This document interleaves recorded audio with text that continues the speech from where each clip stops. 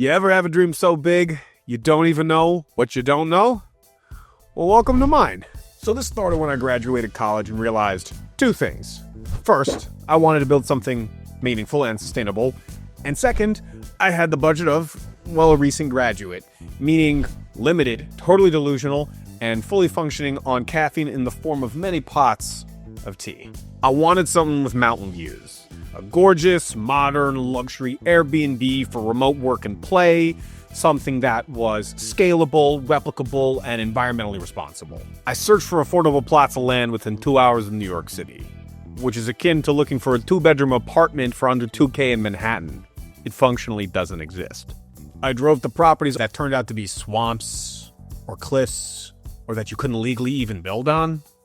I found one, though. A mountaintop property in the Catskills with views so beautiful they looked photoshopped, and a price tag that made me suspicious. It needed a lot of work, though. Cleaning, grading, roadways, possibly an exorcism, but it was mine. And then I made my first rookie mistake. I told my family about this idea without doing any homework. What's the ROI? What's the angle? I mean, no offense, but the math, it ain't mathing. The first design, stunning. Architectural Digest worthy, maybe even award winning, and completely out of reach, like sell 3 kidneys out of reach. So, I had to pivot. Then I remembered an article from the New York Times that I had read back in college about a guy that built a beautiful shipping container home in the Catskill Mountains. And suddenly, it clicked. Affordable, sustainable, modular. Suddenly, I had a dream with a blueprint. So I tracked the guy down, emailed him, and eventually, we began working together. I had to learn how to pitch my idea. My business plan, built. Sustainability angle, locked in.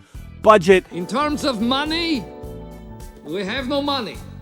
So I created a business entity, the Thunderbird Group LLC. In some ways, it was rather easy to start, and in other ways, it's hard. You'd be surprised how many documents there are to make sure that you are both in compliance and in good standing. But once all the paperwork was filed, suddenly I wasn't dream building, I was business building. Building a budget that actually worked was kind of a nightmare.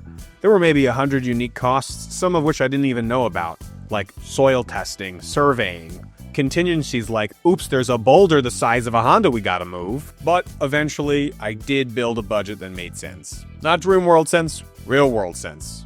We made our case for a loan to Jeff Bank. Kind of felt like being a lawyer in a courtroom drama. They asked questions, I answered, they doubted, I countered, they analyzed, I sweat through my shirt, and then they said yes! And this is where the real adventure began. Weather delays, contractor schedules, surprise costs, learning how concrete forms work, learning patience, losing patience, regaining patience. Construction is like a group project. No one agrees, but everyone has a bulldozer. Every day is a challenge. Some days it's fun, some days it's not. Hilarity often ensues, always hits the fan, and somehow this is exactly what I signed up for. There were moments when I felt like pulling my hair out. There were moments when I celebrated.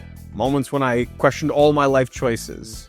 There were moments when my family somehow made things both more complicated and simultaneously more beautiful.